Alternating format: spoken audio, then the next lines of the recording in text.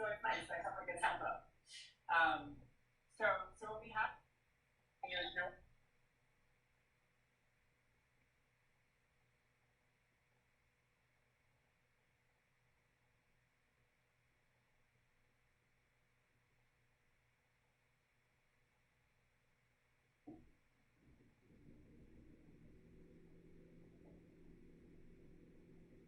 so what we have here in our glass now is a classic, and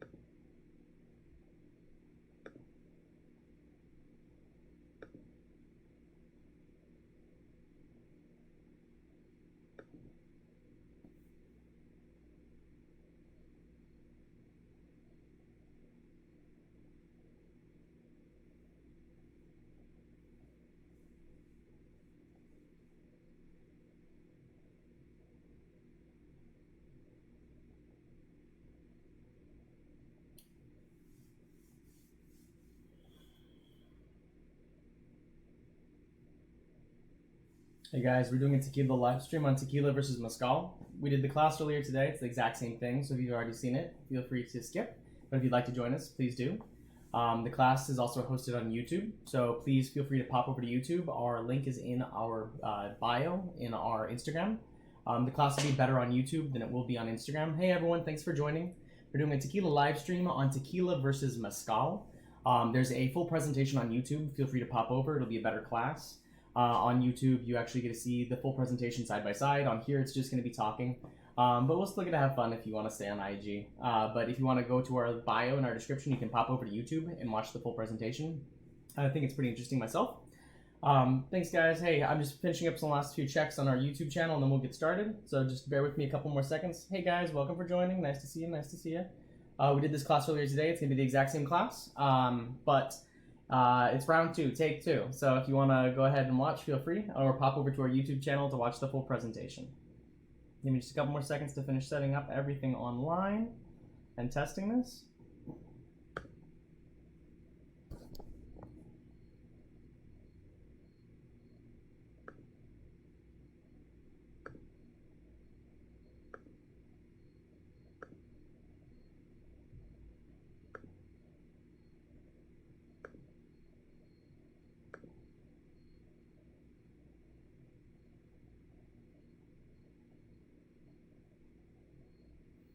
Hey guys, welcome.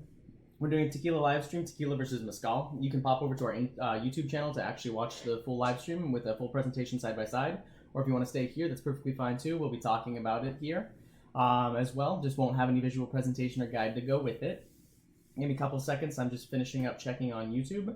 It looks like the internet's very taxed right now, so let me finish setting everything up and then we'll get started here in just 1 second, okay?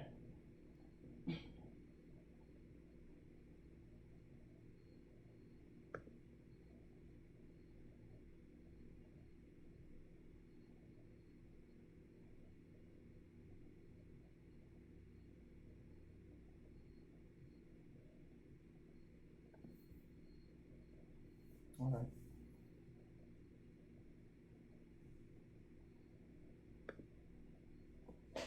All right, everyone, let's go ahead and get started then. Cool, thank you and welcome. Welcome everyone to our Tequila versus Mezcal Masterclass live stream hosted by Hiatus Tequila. My name is Garret Dostal, and I'm the brand ambassador for Hiatus Tequila here out of New York City. I've been in the spirits industry for over 7 years, and I've been in tequila heavily for the past 3 years. And I joined Hiatus almost a year and a month ago to the day. So I'm pretty proud of that. And it's been an honor to work for such a wonderful small company. This is our first time doing a live stream. This is the second attempt of the same live stream, so please bear with us. We didn't have any technical issues earlier, but it looks like YouTube's having a little bit more taxing when it comes to traffic because now everyone's online, they've got out of work, they're doing their thing. So if we have any issues, please bear with me. There's also a version that's already posted online of the previous class if you want to watch that and see the whole thing through if you don't want to watch live. Perfectly fine with me. So if there's any issues, like I said, please bear with us. Let me just last couple checks and we'll get started, okay?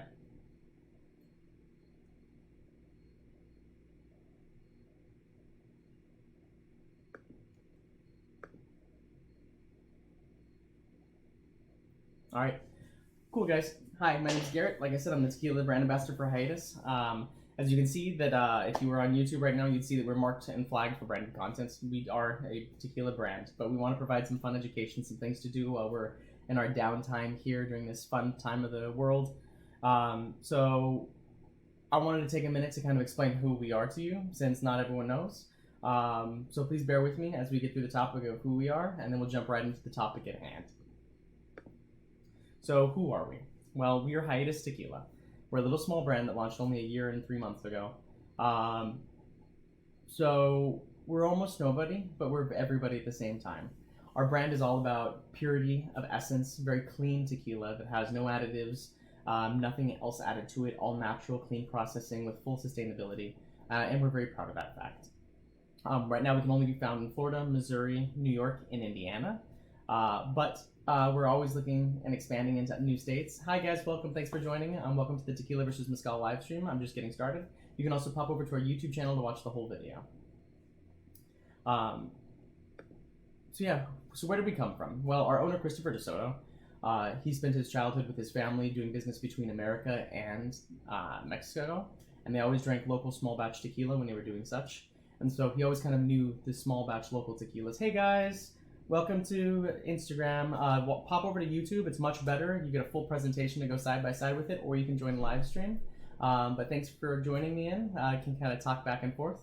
So yeah, our owner, Christopher DeSoto, his childhood was spent with his family doing business between Texas and Mexico. And they'd always drink small regional batch tequila. So his entire life, he knew what real tequila tasted like. And when he first tried American tequila, it was very surprising to him because it doesn't taste like what it does in Mexico. In Mexico, it's very smooth, it's very clean.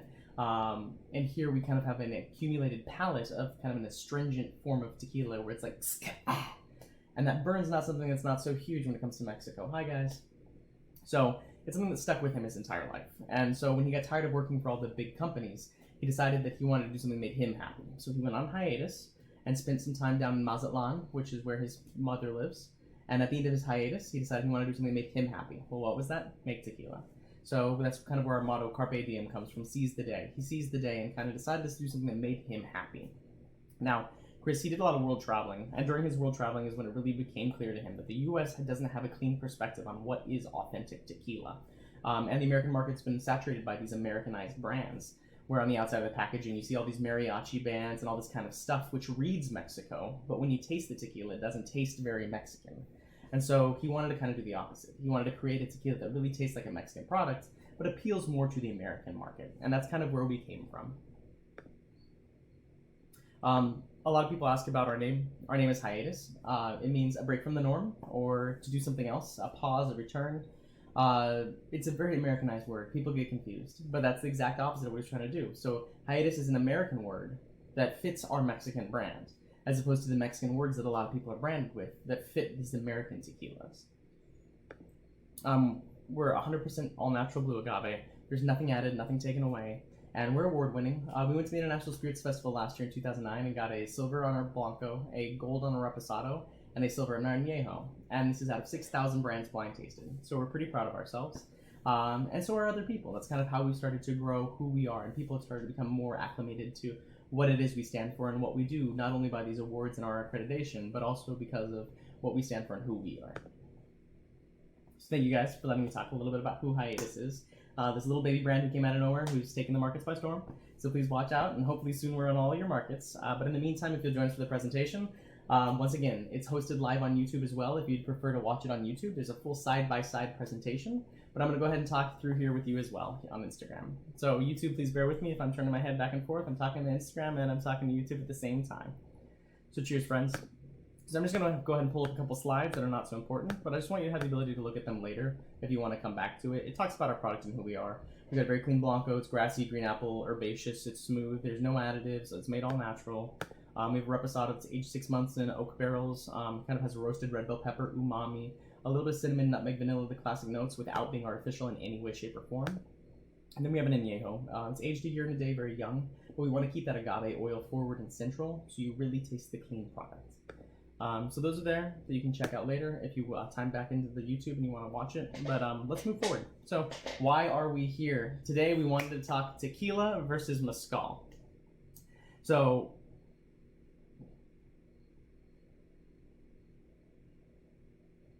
why do we feel that we have the right to talk about this? Well, we partner very closely with the CRT, which is the Mexican government which regulates all tequila in Mexico. And we actually fly them in 6 to 8 times a year to train bartenders and to educate on the product. Not only are we a very clean brand, we really believe in helping spread knowledge about good tequila. 100% blue agave tequila that tastes like a natural, authentic flavor profile is very important to us.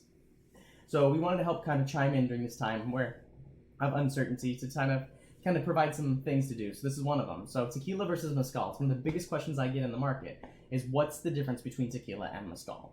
And a lot of people have an answer, but a lot of the answers are very short and they're not very clean or very well thought out in an explanation. It's more of a quick answer to someone. A lot of people will say something like, oh, mezcal is just a smokier tequila.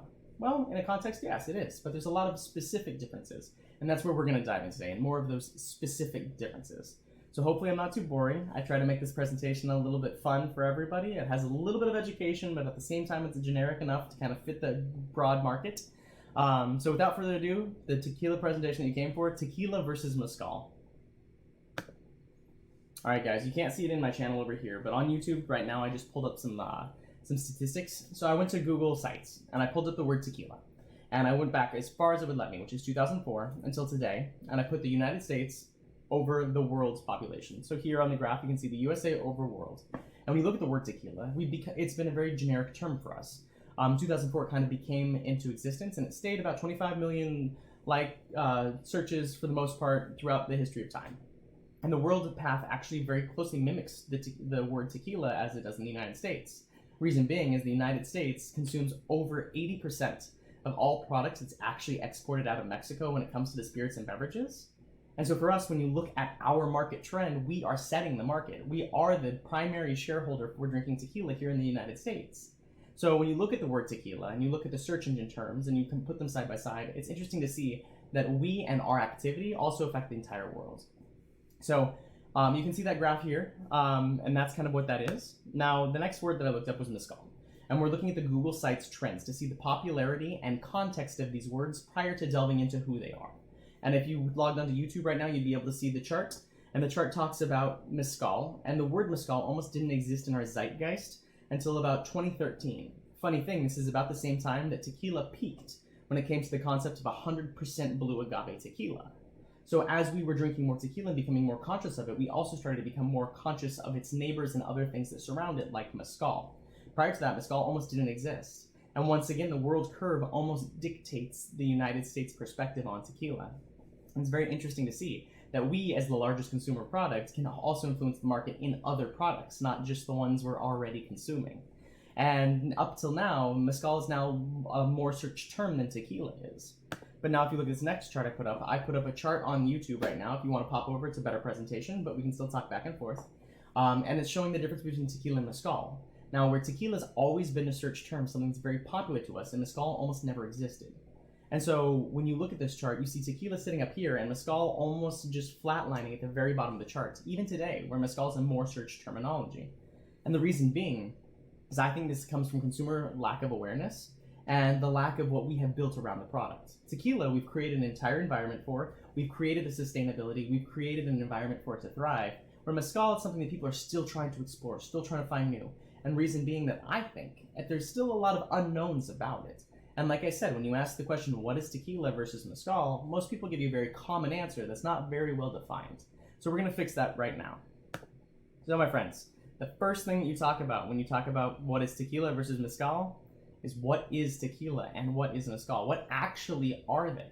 So I'm gonna get a little bartendery on you for a second here, and please bear with me, I hope you'll understand. So if you work in the service industry, you have a speed well in front of you, which has all the bottles in which you normally serve on a regular basis. And in our minds, most people think of the spirit like tequila or mezcal. They think of them as a broad category. They think of the product in their well as like a little toolbox, and each object serves as a representation of the different categories that they have of product for them. Vodka, gin, rum, tequila, whiskey. Now this assumption is just a little bit off. These are not the top hierarchy of their categories, but tend to be the most common version or varietal of the spirit available on the market. For example, when thinking of sugarcane spirits, most people think of rum, and solely rum. When in reality, rum is a spirit distilled from the fermented juice of sugarcane, sugarcane syrup, sugarcane molasses, or other sugarcane byproducts. But there are other sugarcane spirits that just tend to have distinguishing features that separate themselves from the generic category of rum, and a lot of the time it's due to proofing laws.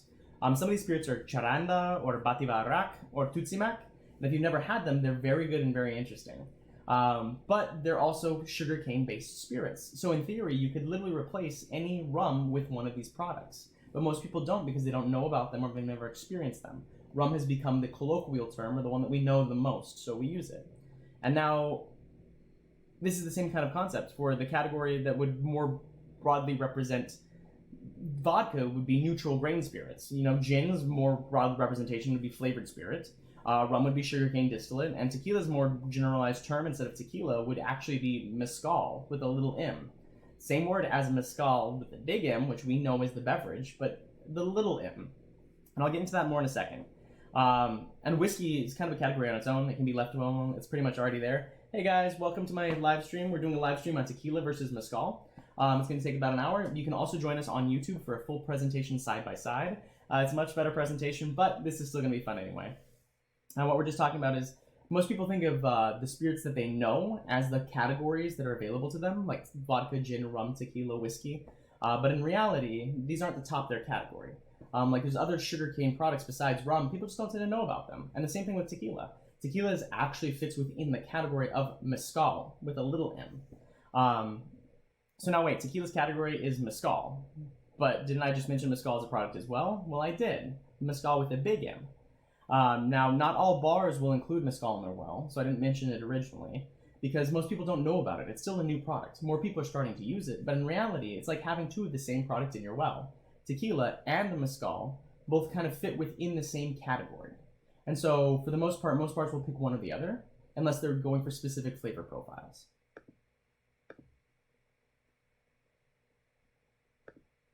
So I'm going to harp on this just for 1 second. So back to the tequila versus mezcal thing. If you're on the YouTube live presentation, like I said, it's much more interesting. But tequila versus mezcal, from my personal experience here in New York, it's kind of getting crazy. For me, people are, and the generic consumer are starting to kind of like put them against each other. It's mezcal is better than tequila, or I only drink mezcal now, I used to drink tequila, or the other way around, where, oh, tequila is much better than mezcal, or I only drink tequila. When in reality, this is kind of the wrong way of thinking about it. I mean, these are independent and personal opinions. It would be like saying that I only drink scotch, not bourbon. Scotch is better than bourbon. But in reality, there's a lot of real shite scotches out there, and there's a lot of real shite bourbons out there. And it depends on what you prefer, that what you're going to say you like better. And they're kind of interchangeable, bourbon and scotch for the most part. You make an old-fashioned with either. They're both whiskey products. Same thing with tequila. People make margaritas with tequila and mezcal because they're both mezcals. And that's kind of like the same thing. Like tequila and mezcal can be said for whiskey, where you can use them both interchangeably. It's a personal preference. It's not a fact that one's better than the other. They're actually sister products that come from the same base ingredient, which happens to be agave. And they just have defining characteristics. For me, it kind of shows a clear lack of consumer understanding and awareness. When people will interchangeably pick their vodkas, when they have different base ingredients, but they're lacking to do so in agave spirits. So, granted, there are slight flavor differences, but people are more than willing to have a Grey Goose and then switch it out to Tito's if the company or bar's out of it, or switch it up to Kettle One, when they all have very different like base grain spirits. Where agave and mezcal is all the same thing. It's all agave. It just they have different flavor profiles on the outside. So for me, it kind of shows a lack of consumer understanding and awareness that they're willing to do something on a very clean spirit like agave, but on a very clean spirit like tequila and mezcal, they're not willing to switch. Hey guys, welcome to the live stream. We're doing a tequila versus mezcal live stream. You can also pop over to YouTube. The link is in our bio, and watch a side-by-side presentation that's more in depth. But we're going to be talking back and forth here. We're timed into Instagram here and YouTube over here, so please bear with each other. So it's not a game of who's better, tequila versus mezcal. It's more of a game of preference. And like I just said, they're really sister products, and that's something we really need to get out of this presentation. That they're not so different after all. It's just they have different sets of instructions that kind of create their own essence. Just like gin is very close to vodka. It's more of a flavored version of a neutral grain spirit. All right, my friends. So the next thing to kind of talk about is the little M versus big M concept that I just brought up. Mezcal, little m, serves as the category for tequila and mezcal and all spirits made of agave. And so here, if you're on YouTube, you can see that I just pulled up a screenshot. And the screenshot is from Google. It's just Googling the word mezcal. And mezcal really has two different things that kind of come with it. One, mezcal describes the plant that is used to make the agave drinks. And the other thing is the word mezcal has its origin from the Nahuatl tribe of Mexico, the original native tribe.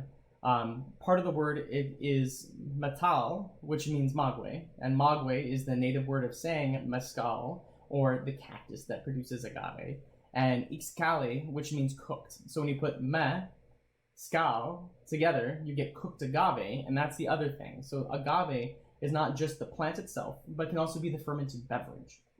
And there's nothing wrong with that. It's just the original word was the fermented beverage.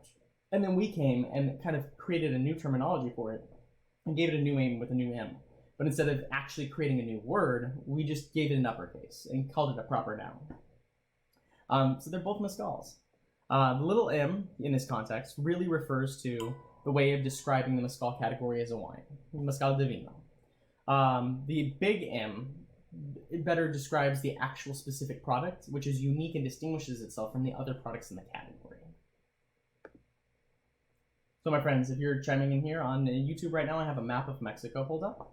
And the story goes like this. How did we get all these different types of mezcals or agave spirits? So way back when, the Nahuatl tribes had mezcal all over Mexico. They were making mezcal divino. Everyone's enjoying it. They're having a great time. But as they start enjoying the mezcal, they start finding ones that they prefer. People prefer certain mezcals from specific regions, specific areas, specific territories. And there's one that kind of came in light of the rest. And that's the one that came from this specific region. And I have a map pulled up of, hey guys, welcome for joining. We're doing a tequila live stream on tequila versus mezcal. But mezcal used to be made everywhere in Mexico. And then people started preferring the mezcal from tequila. And so when they would order it, they would say, yo quiero la mezcal de tequila. I want the tequila of the mezcal of tequila. And as they started truncating that and shorter and shorter and shorter in their ordering, because that's who we are, we like to shorten things and make it more simple on us, they started ordering just tequila instead of la mezcal de tequila. They just wanted tequila. And so it kind of created its own unique essence. And so the government of Mexico recognized this, and people started saying, yo, tequila, we need to protect this. There's something unique and special about it. So how do we do that? And that's kind of what happened with tequila, is it became a unique product that people really wanted and distinguished itself from the other category of mezcal. And so they decided to highlight it and protect it, much like in Champagne in France, where Champagne grapes and how it's made and produced is a very specific way. And anything made outside of Champagne has to be called something else. So the tequila would be the Champagne, and then all the sparkling wine would be the mezcal when it comes to this categorical kind of comparison.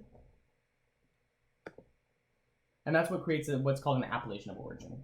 So an appellation of origin is this context of protecting a unique product. It can also be called a denomination of origin, or other countries have different words to describe this term. Here in America, we don't really have anything like that. The closest thing we really have is kind of like a trademark, where we're protecting the entity of something. So what does an appellation of origin do? Well, it's a very specific term, and it's very important, especially when trying to understand Mexican spirits, because every single spirit from Mexico is protected by an appellation of origin. It's the same kind of context of Champagne. Like I said, it's protected in a unique way. So an appellation of origin, it designates the product, gives it a name, it identifies its geographical location. So the appellation of origin is not just the product, but ties to a specific area in land. It also creates a tie between the quality and the characteristics of the product being placed. So people started liking the tequila from mezcal. They want to protect it and make sure that it is something special. And what that does is it prevents it from becoming a generic term. So you can't just call anything tequila. It's this specific thing is tequila because it's the better one. And the same thing with cheese. A lot of cheese has that same kind of designation, especially from Italy, to help protect what it is, because it is a unique process and a way of doing it. So when you think of tequila and mezcal, you really have to think of how these words and terminology link back to tequila, because its appellation of origin really designates what the two are. Now, in fact, the word tequila actually is owned by the Mexican government under the appellation of origin and under the NOMS, and it serves more like a trademark than it does a broad category of spirit. Only products that are licensed by the Mexican government can follow the rules and set forth by the Mexican government can actually use the word tequila to describe a product that's made from tequila. Everything else has to just be called a agave distillate. The broader category word that you'd want to describe tequila would be agave distillate, but tequila itself, mezcal, bacanora, raicilla, and other products of agave fit into this box. Now, depending on how you're discussing spirits, you can either use the category product, the category that the product's made from, such as Sotal is actually made from the Aspergillus whisperilla, or you can use the other words such as desert spirits, but they don't fall into the term agave distillate. So here we're going to start talking about the different spirits of Mexico and kind of how they're regulated and how they're different. And this genetic terminology of desert spirits is something that's very important to understand. So here on YouTube, we have pulled up a map of Mexico, and it has the 6 different unique designated spirits of Mexico. You have tequila, which we all know as tequila. You have mezcal, which we all know as mezcal. You may not have heard of Sotal. It's another plant that's made not from agave, but from a very close relative of agave. It's very dry, it's ashy, it's beautiful. Another thing is charanda, which is kind of a Mexican rum. The last thing you have here is bacanora, which is another form of mezcal. It kind of didn't fit within the box of mezcal, so it created its own essence. And then the last one is raicilla, same kind of context. That when they made the boxes, there was no box for it to fit, and it kind of became its own thing. Once again, another beautiful product. If you've never had a Sotal or a bacanora or a raicilla, please, I urge and suggest you to go try it. It's all great product. So once again, the story started with tequila. Everyone liked the tequila from Mezcal. Once they built that box around tequila, everything else became generic. So everyone wanted to protect their unique identity and prevent it from becoming generalized. So everyone started protecting their identities. So if you look on this map here, it's color-coded. So each region that produces in a specific area has a specific color associated to it. So as you can see, Bacanora is only made in one region, the very top in Sonora. And then you look at Sotal. Sotal is made in 3 different regions that are all orange. And on this map, anything that's striped shows multiple things being made in that region. So if you look at Jalisco, the place where the tequila dot is listed, you can see that both Mezcal and tequila are both made in this region. So that gives you a better understanding of this map a little bit. But if you see, tequila is made in 5 producing states.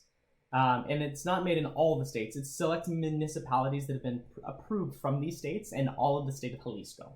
And Mezcal is made in 9, and only 3 of them overlap with tequila.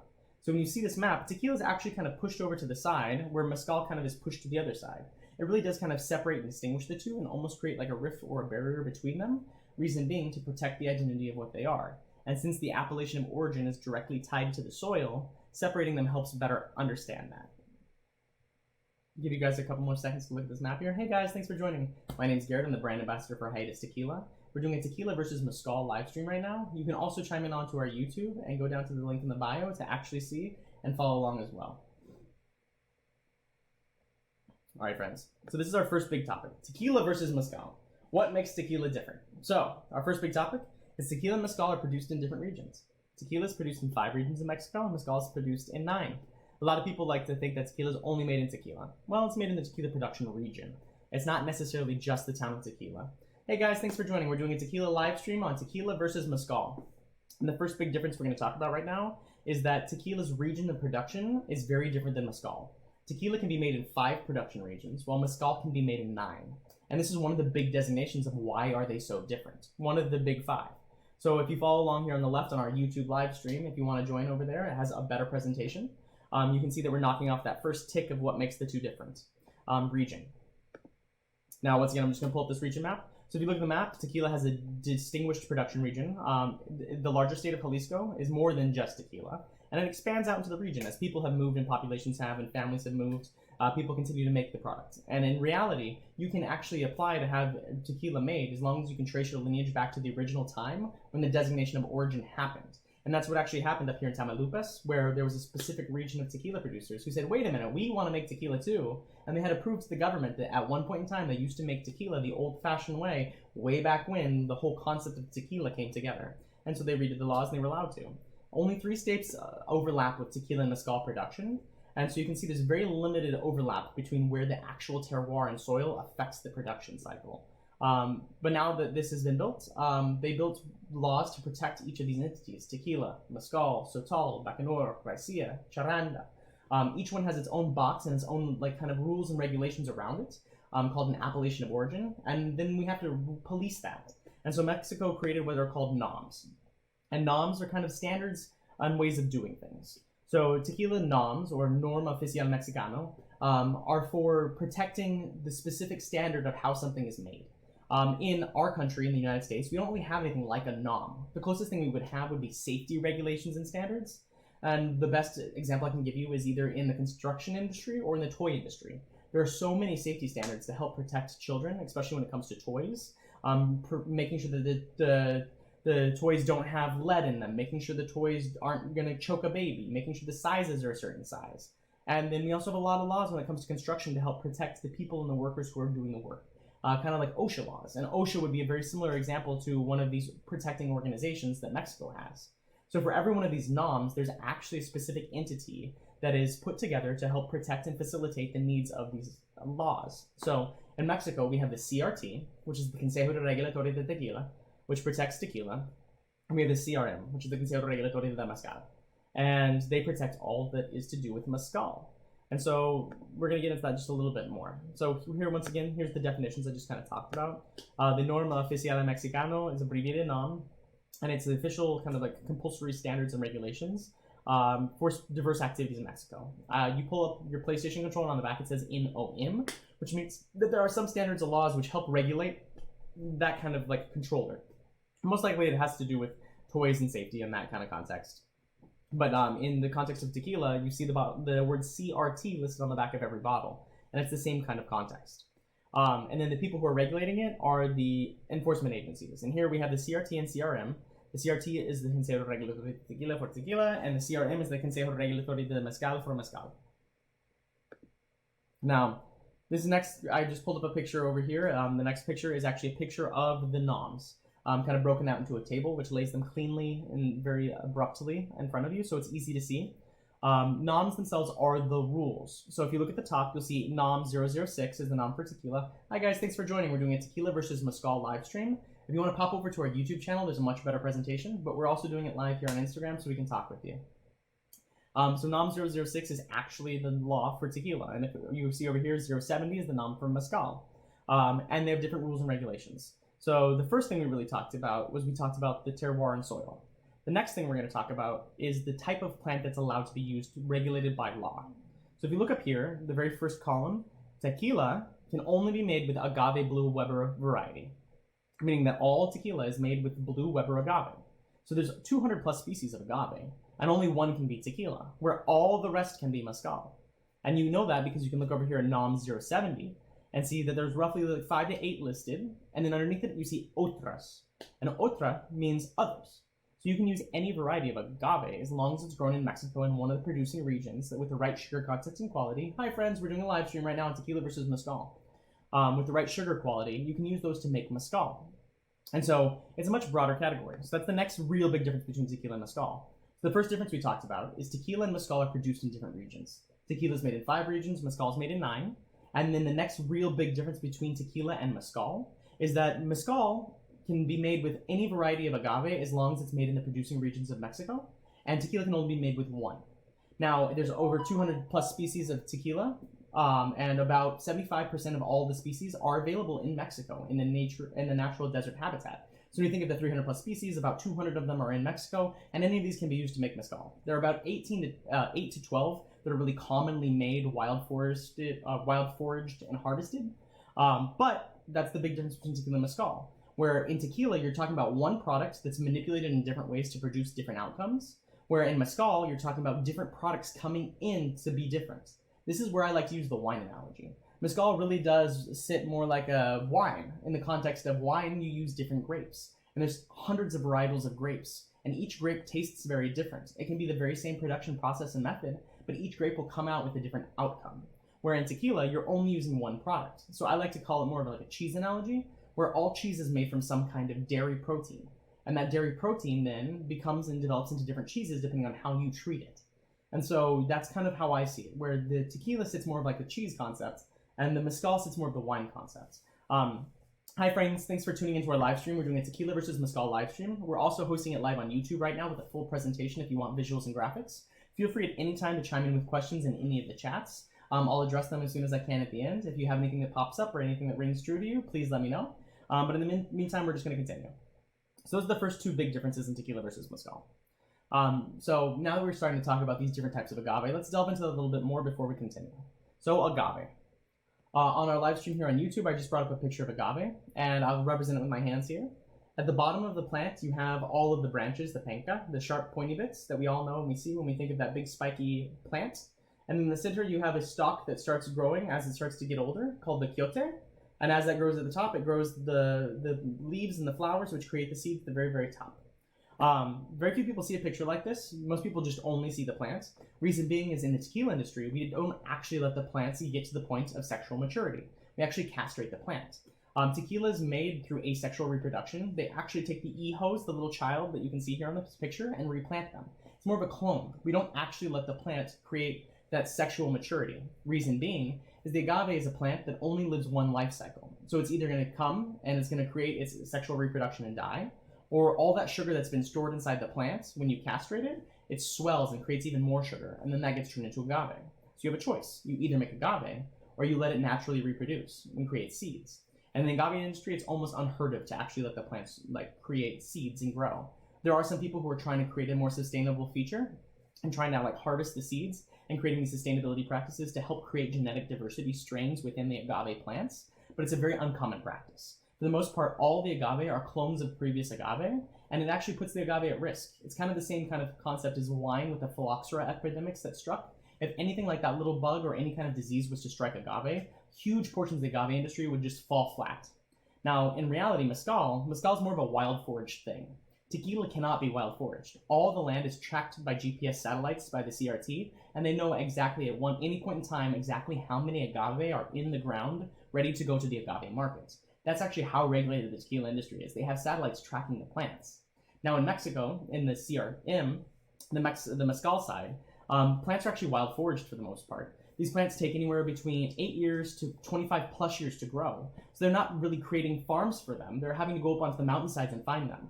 And there's sustainability issues there on that fact as well, because people tend to not replant once they cut one down, because it's so hard to get them to sexual maturity to begin with. 25 years plus is a long time when it comes to an agricultural cycle. But in that context, they're more genetically diverse. And there's, once again, 200 plus species. So people alternating what they're making and alternating their batches tends to help the product, as opposed to tequila, where it's more of a farmed thing. So here, my friends, I'm just bringing up a picture on the live stream right now. It's a picture of an agave plantation. You can just see all the agave growing beautifully down in Jalisco. The next picture is a jimador. A jimador is the person who does the jima. Jima is harvest. And they're just cutting down the agave. I'm just putting some pictures up there so people who maybe have never seen an agave before kind of get more affiliated with it. Once again, my friends, we have a full presentation on YouTube if you want to pop over. It's going to be much more interactive. The last presentation here is the pina. So in the center of those spikes, if you cut all the spikes away, you have this like nice big bulb of starch, and that is called the pina, or the pineapple, or the cabeza, the head of the plant, and that's what actually gets turned into the tequila or mezcal. And so when you're talking about genetic diversity, that's the other thing, is you're creating this wide variety of flavors with all these different products, like grapes and wine, like I said. So here's a picture of a lot of different types. In the center, you have a Varietal, which is a barrel cactus. It has a very long stalk, kind of like my wrist going up into a cactus at the top. And then you have the blue Weber agave in the top corner here on the top left, which is the big spiky one that we all know. But then there's other cactuses and other varietals and other sizes and shapes. So at the very bottom here, we have a cupriata. And cupriata tend to have like kind of triangle leaves that are very like round and flexed. And it creates this very short kind of herby bulbous cactus. And these are all different sizes, where as a blue Weber agave can grow to 5 meters by 5 meters, some of these cactuses stay very small, maybe a meter by a meter. And some get even bigger, where some are like 6 meters tall and 1 meter wide. All different shapes and varietals. And this kind of comes to that genetic diversity conversation. Where did this come from? Well, here on the next slide, I'm pulling up a picture.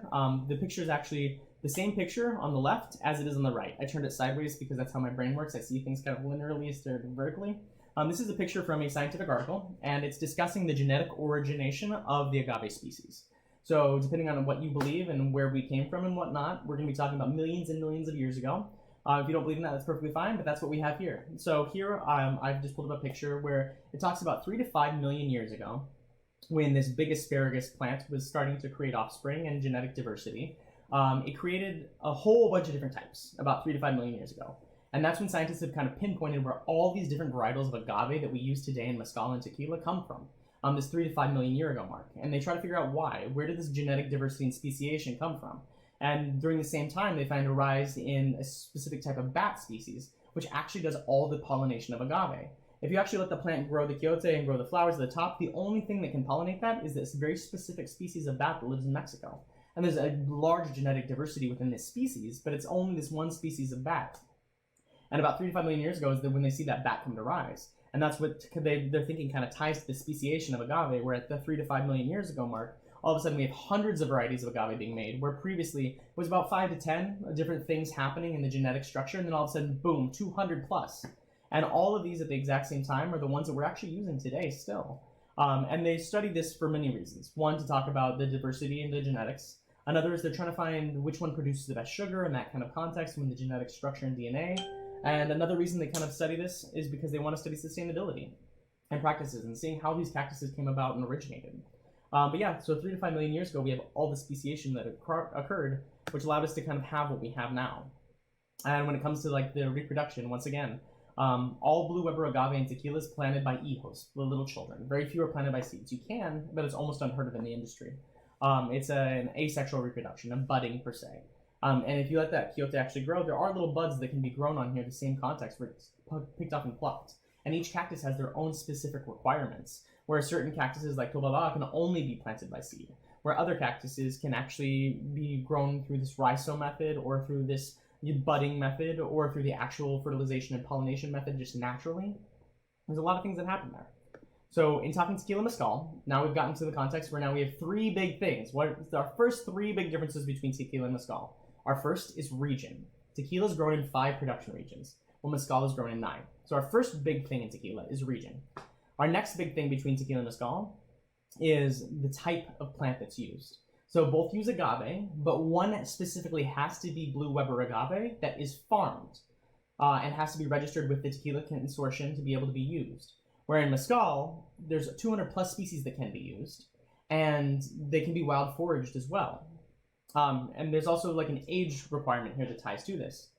Blue Weber agave, on average, is at its ripest peak between 7 and 7.5 years. Where in the mezcal industry, since they're not using Blue Weber, their actual age cycle starts at about 8 years and goes up to 25 plus years per plant. So it's a much longer cycle when it comes to mezcal, which is another big difference here in tequila.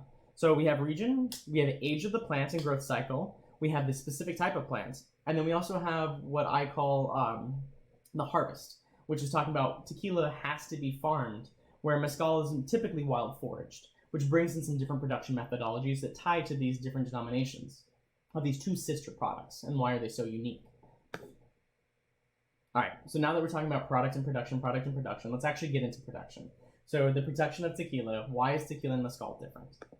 So here, we talked about this before, we have mezcal, which is the word mezcal with a little m, which actually represents the category of all spirits made from agave. So this actually includes tequila, bacanora, raicilla, and mezcal. Hi friends, welcome to joining the live stream. My name is Garret, I'm the brand ambassador for Hiatus Tequila, and we're doing a live stream comparing tequila to mezcal. You can also tune into our live stream on YouTube, where you have all the information laid out very cleanly in front of you, and I'll be talking back and forth, so please bear with us. So once again, mezcal actually is a category which fits every single spirit with tequila, bacanora, raicilla, and mezcal, any spirit made with agave. So even agave distillates would fall into the category of a mezcal, but it doesn't necessarily mean they are mezcal that we know today. So after you have these, you have our other things in Mexico that we've talked about, our other DOAs. And then we actually have the difference. So here's the big difference. If you look at the NOM, that's what I just populated here at the bottom, these are the specific laws and how the products are regulated. And they kind of break into 2 different categories. On one side, you have tequila and bacanora, and on the other side, you have mezcal and raicilla. And in reality, tequila and bacanora are regulated, if you can look here on our YouTube, they're regulated by age statement, as opposed to production methodology.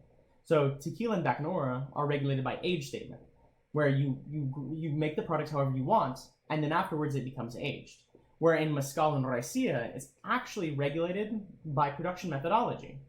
So it's more of how it's made, and not what's done to it after it's made. Where tequila is more of what's done to it after it's made, and less of how it's made. So tequila, in that context, almost it's more like a scotch, where you're talking about like barrel aging and what happens to it in that context. That's more important than how it's made. Where mezcal and raicilla are sitting more like gin, where it's more about like the botanicals and what happened to the plant and how it's made that creates your real determination and differentiation. So I'm gonna give another second just to kind of look at this chart. The other thing you can see here is that tequila, on our chart that I just pulled up, tequila has 2 different categories. There's tequila, I'm gonna use bunny rabbits to just use that word, tequila, and tequila only has to be 51% agave. And that means 49% other sugar. And it's a cheaper way of making tequila, and it's actually the way that we as Americans tend to become comfortable with tequila way back when it first broke into the market. Because we became very comfortable with this tequila, which was only 51% agave. It wasn't until about 2012 that 100% blue agave actually took market share, which is what we now think of as tequila, that clean product made from all agave, the beautiful product.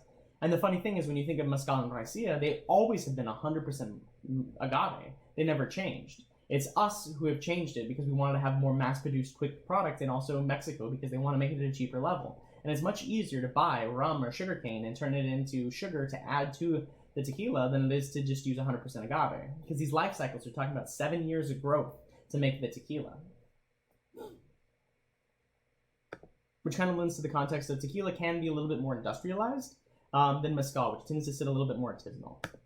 And that doesn't mean it's necessarily true, but it lends towards that perspective. So here I'm bringing up tequila, just once again, kind of showing those laws laid out in a different way in case it appeals to you. Tequila is 100% agave, or it's tequila, bunny rabbit tequila, and it's really regulated by its class, where you have Blanco, which it goes straight to bottle or aged up to 2 months in barrel. You have a Joven, or Oro, which is young or gold, which kind of represents a blend of a Blanco in any of the other aged categories. You have a Reposado, which is rested for 2 months in barrel, up to a year. Hi friends, welcome for joining. And then you have an Añejo, which is 1 year aged up to 3 years. And then you have an extra Añejo, which is 3 years plus. And in tequila, this is really how things are regulated. They're not regulated by production methodology. They don't care how you make it. Tequila, they have a lot of industrialized processes like using a diffuser and using all metal machinery and using all metal stainless steel tanks. But then they also have all the natural processes as well, where it's using a Tohono, which is like a mortar and pestle, and then to really grind it, and using an oven to bake the agave, which is more a natural process, using stone and brick, and really tying it back to the earth. You have all these artisanal things as well. So you can't just look at production methodology when you look at tequila and how it's made. These things aren't even required to be on the label. The only thing you have to put on the label is whether it's tequila or 100% blue agave tequila, and then what age statement it is. And that's how tequila is completely regulated, where mezcal is very different.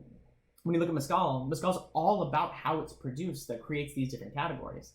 You can age it if you want, but they don't care if you age it. They really care about what you did to it before you aged it, what you did to it before you put it in the bottle. And in that context, it almost has more of an organic nature to like the mindset of it. It's like, what did you do to this before it became what it is? So mezcal is really regulated in 3 different ways. Where tequila is by age statement and classification, mezcal is regulated by production methodology. You have mezcal, which is the generic context of mezcal, which is kind of the more industrialized version of mezcal. Just the one word of mezcal has no additive after it. And that can use diffusers, it can use metal machinery and mills, it can kind of use whatever it wants as long as it fits within the framework of mezcal. The one big thing though is that it does have to use wood or masonry ovens when it comes to the fermentation. So there still has to be some kind of wood heat involved to be able to make it. But besides that, it can use mechanical advantages and it can also use industrialized processes. Hey guys, we're doing tequila versus mezcal. We also have a live stream on YouTube if you want to hop over. It's a much more in-depth, detailed presentation. But in the meantime, I'm talking to you right now about the difference between tequila and mezcal and the production methodology. So after mezcal, the generic broad term, which kind of encompasses all the boxes, you have artisanal mezcal. And artisanal mezcal allows the use of some of these kind of like advantageous machinery, but at the same time, it has some very specific requirements. So you can use pit ovens or stone ovens. So you can't use a diffuser. You have to use one of the more natural processes of cooking your product. You have to use one of the milling processes. You can use a Tohono, you can use a Egyptian shredder, you can use a Chilean shredder, but then you have to use a wood, clay, or masonry tanks when it comes to the process of it. And then you have to use a direct fire, whereas in the normal category, you can use any kind of stiller tank, where here you have to use direct fire. And mezcal comes more towards the old way of doing things, where they really want you to be using the more natural way, the old school methods. They still use the small vase fermentation instead of the larger mats in a lot of places. And the last place we have here is the ancestral. And ancestral is the most old-fashioned way of doing it. You have to use the conic oven. You have to use some kind of shredding method that's done by hand or that's very labor-intensive. And then from there, you use the same kind of production methodology as the ancestral. So you have 3 different categories. One is like the more industrialized, one is the kind of like midway, and then one is the old-fashioned way. Where in tequila, they have the same 3 kind of categories, but you don't really think of that, and they don't use that as the regulation. You just pick what you want and make it. So it's not very clear to us when it comes to a tequila who's using what and what's doing what. There are wonderful apps like Tequila Matchmaker that we can use that show us all that clarity, but it's not in the zeitgeist of the actual product. Whereas in mezcal, it is the #1 thing that is right up front and forward in the zeitgeist. So my friends, we're getting real good. We're getting real close. All right, so we're talking tequila versus mezcal. Where are we at? So our big differences we have right now between tequila and mezcal. Tequila and mezcal, region. In the region category, tequila is made in 5, mezcal is made in 9. Only 3 overlap, so there's very little overlap when it comes to terroir and soil, which make them very different. The next thing we have is varietal. So in the varietal category, tequila has to be made with blue Weber agave, where you can use any of the 200 species for mezcal. On that note, blue Weber ages on average between 7 and 7.5 years for peak ripeness, where in all the other mezcals, it starts about 8 years at the earliest and goes up to 25 years plus. So you're talking about a much longer growth cycle. So growth cycle ties into this, and the age cycle, very different.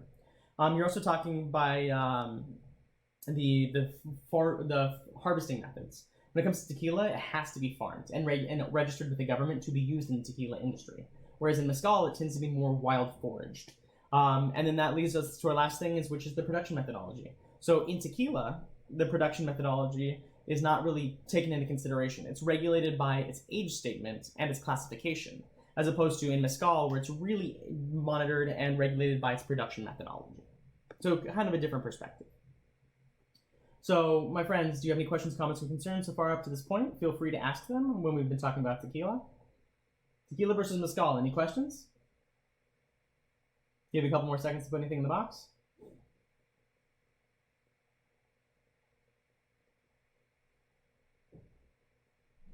All right, my friends. So tequila versus mezcal. What did we learn?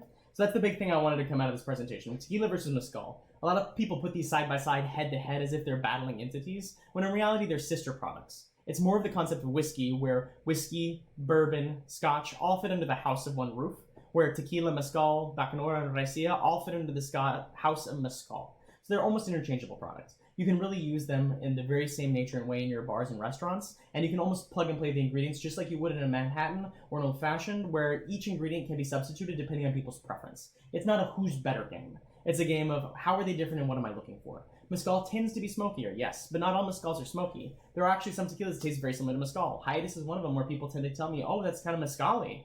And same thing, where there's some mezcals that taste kind of tequila-y, where you taste it and you're like, ooh, that's kind of like a tequila, where it doesn't have as much smoke or pungency or as much earthy herbaceous notes. Mezcal is known to have a very wide diversity of flavors and profiles because of different varietals of plants, where tequila only uses the one plant, so it tends to be closer in profile. But depending on how you make it and what you do to it and how you manipulate it, you really get either that really astringent, acidic tequila that we're used to in America, or you get that very smooth, clean tequila, which is what we stand for at Hiatus. And so for us, the big differences between tequila and mezcal, it's less of like they're two separate entities, don't look at it. It's like, no, they're from the same category.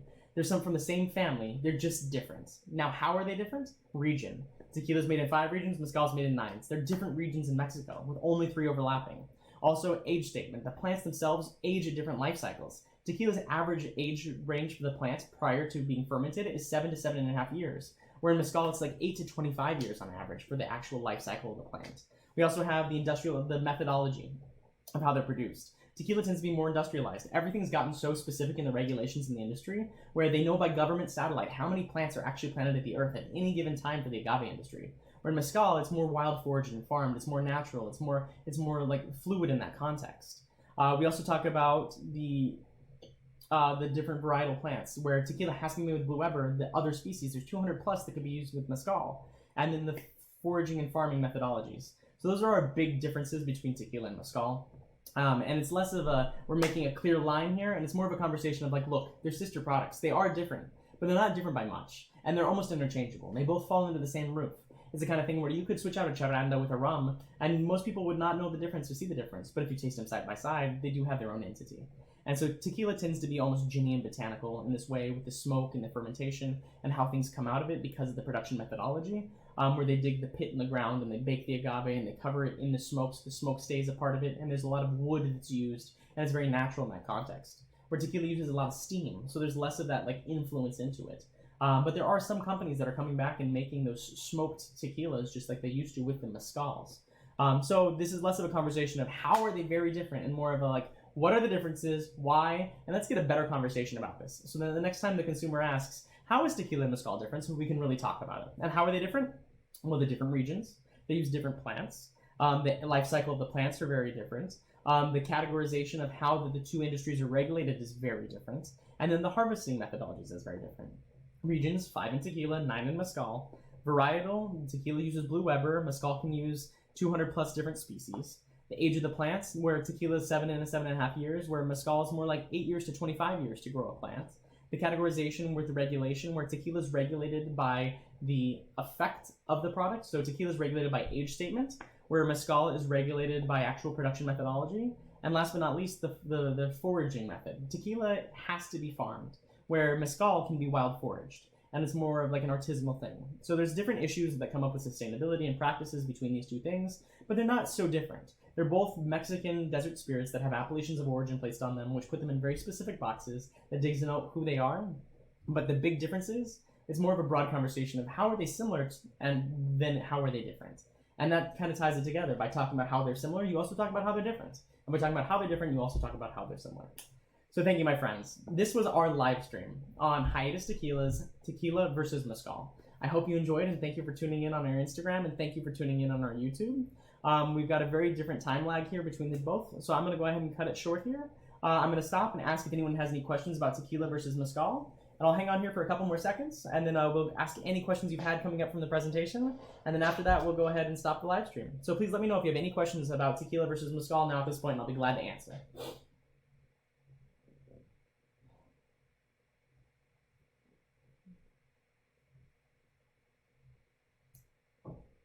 Any questions about Tequila or Mezcal, my friends? How's everyone holding up? Everyone doing well in the world today?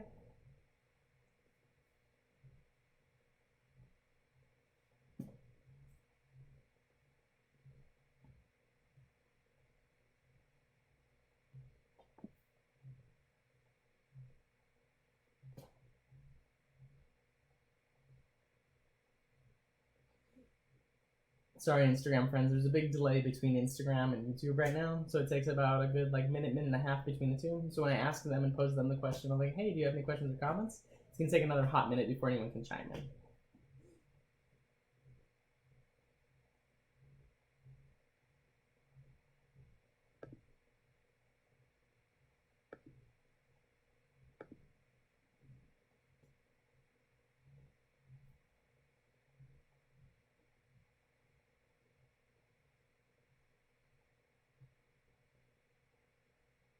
Glad to see you guys staying through and sticking through the whole presentation. Appreciate it. Nice to see you.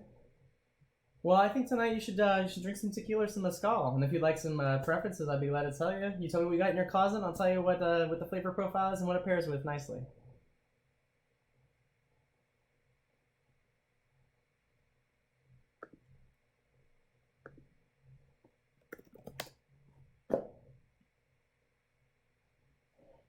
I know for a fact I'm going to be drinking some tequila. I can tell you that for sure.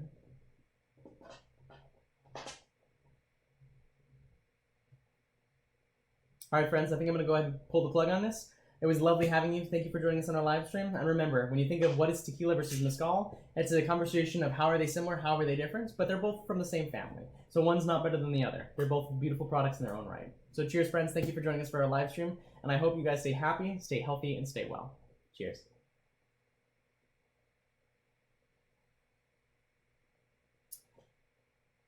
All right, guys, I'm going to go ahead and end it on this front, too, and close the Instagram out. Thank you for joining us, and just remember, be on hiatus. Please let us know if you'd like to ever try hiatus. We'd be glad to come to your bars and restaurants to taste you on the products. But in the meantime, when thinking of tequila and mezcal, remember, it's a story of how are they similar and how are they different. And it's less of a battle between these two against each other and more of working together to helping the consumer better understand what they're drinking and why they're drinking it. It's the conversation of whiskey or vodka and less of the conversation of two completely different spirits. They're actually very similar, and they come from very similar production methodologies and different regions and different passions, but they're both beautiful in their own right. So cheers, friends. Thank you for tuning into our YouTube live stream. I hope you have a great time, and I hope that you stay happy, stay healthy, and stay safe. Bye.